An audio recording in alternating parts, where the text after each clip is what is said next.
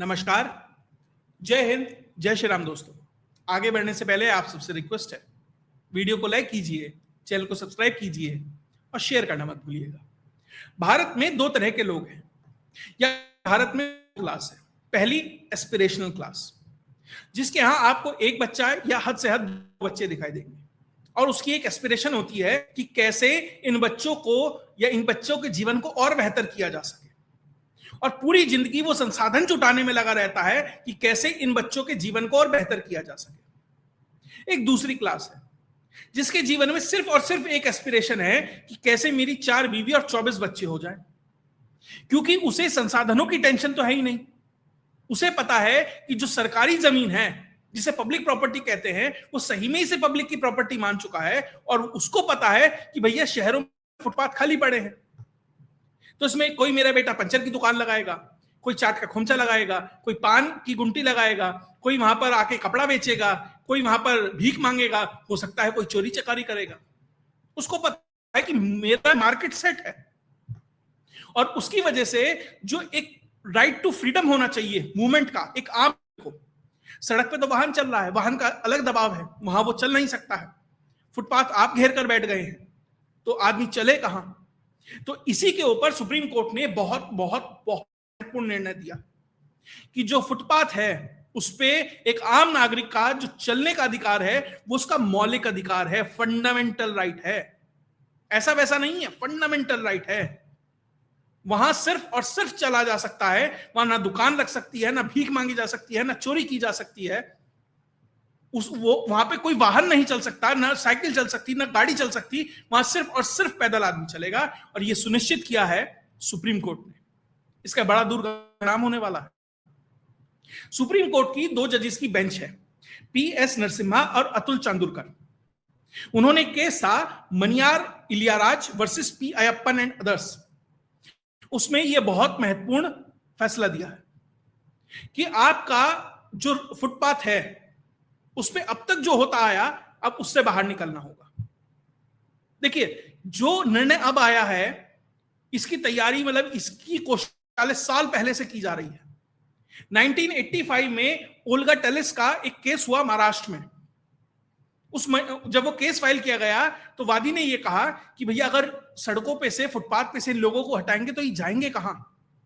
अब भी कोर्ट ने कहा था कि इस पर चलना, ये चलने के लिए बनाया गया है, दुकानों के लिए नहीं।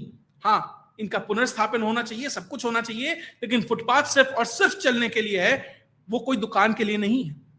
आज सुप्रीम कोर्ट ने, 1 या 2 दिन पहले का फैसला है, सुप्रीम कोर्ट ने उसे एक तरीके से फंडामेंटल राइट से जोड़ दिया।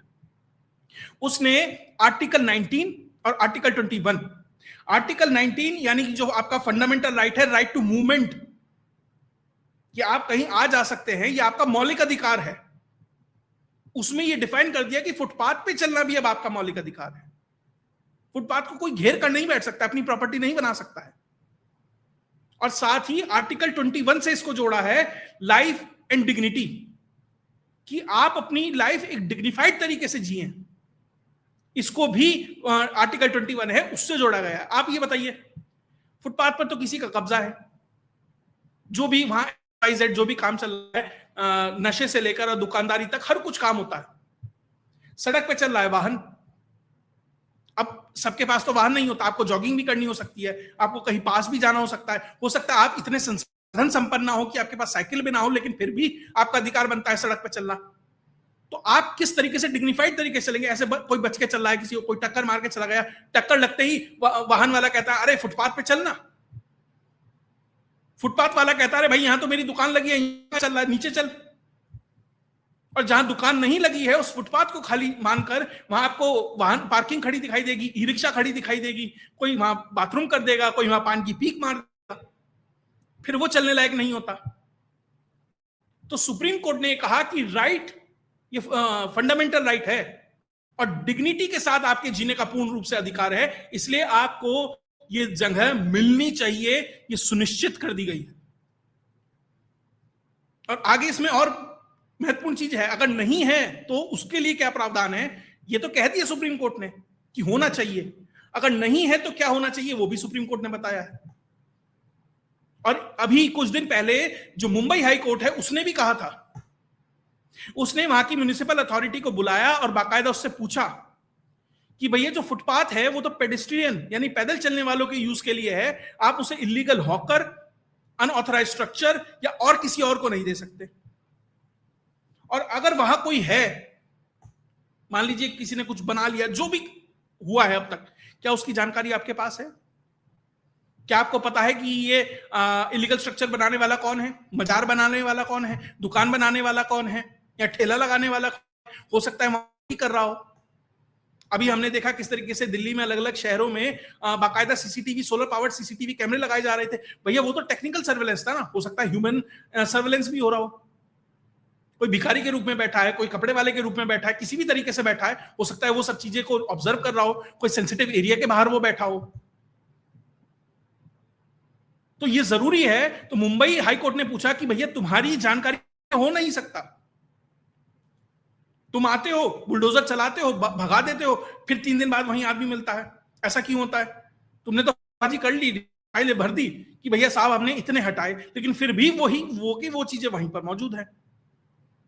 तो मुंबई हाईकोर्ट इस पर सख्त हो चुकी थी। अब सुप्रीम कोर्ट ने भी ये सुनिश्चित किया कि अब फुटपाथ को 4 बीवी 24 बच्चे वाले नहीं घेर सकते, या वो कोई भी नहीं घेर सकता किसी भी तरीके से।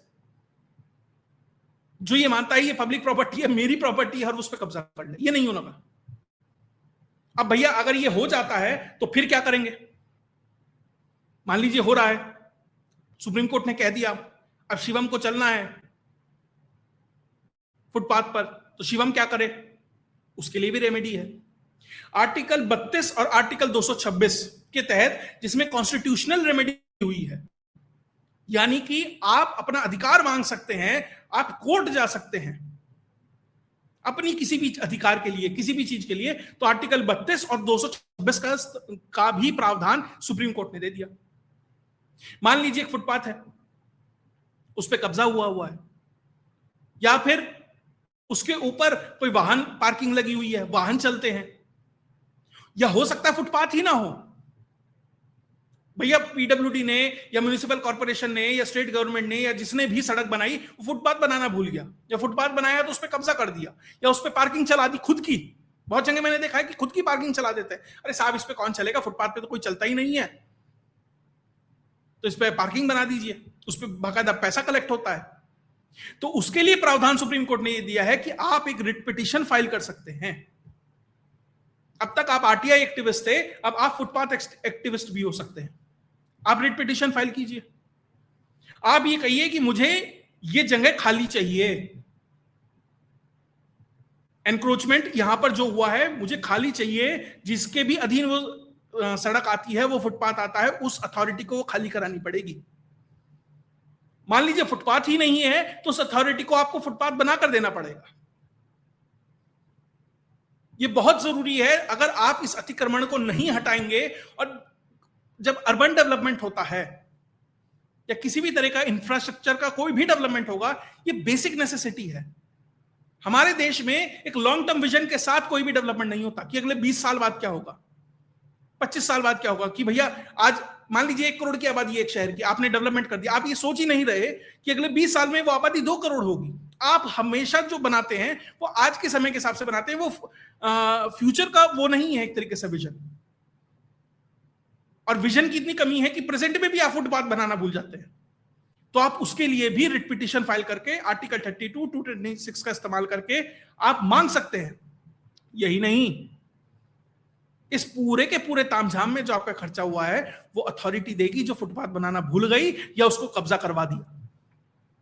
उसको कब्जा मुक्त करवाएगी, बनवाएगी, साफ सुथरा करेगी, और जो आपका खर्चा हुआ है वो आपको देगी। सुप्रीम कोर्ट ने ये आपके लिए कानून में रास्ता साफ कर दिया। अब ये डिपेंड करता है पब्लिक के ऊपर। मान लीजिए आप कोई सोसाइटी है, आपकी कोई लंबी सी सड़क है, 2-3 सोसाइटियां हैं, आपको लगता है कि सारे फुटपाथ कब्जा किए हुए हैं, कमेटी बनाइए, मिलिए, जाइए कोर्ट में, रिट पिटीशन फाइल कीजिए, फुटपाथ खाली होंगे। क्योंकि अब कोई अथॉरिटी ये नहीं कह सकती भैया तुम कौन, अब सीधा कहो सुप्रीम कोर्ट ने हमें ये ताकत दी है कि हम ये करा सकते हैं। अब यहां पर कोई बांग्लादेशी रोहिंग्या इलीगल तरीके से, ये या कोई भारतीय भी हो इलीगल तरीके से, उसे कब्जा नहीं कर सकता।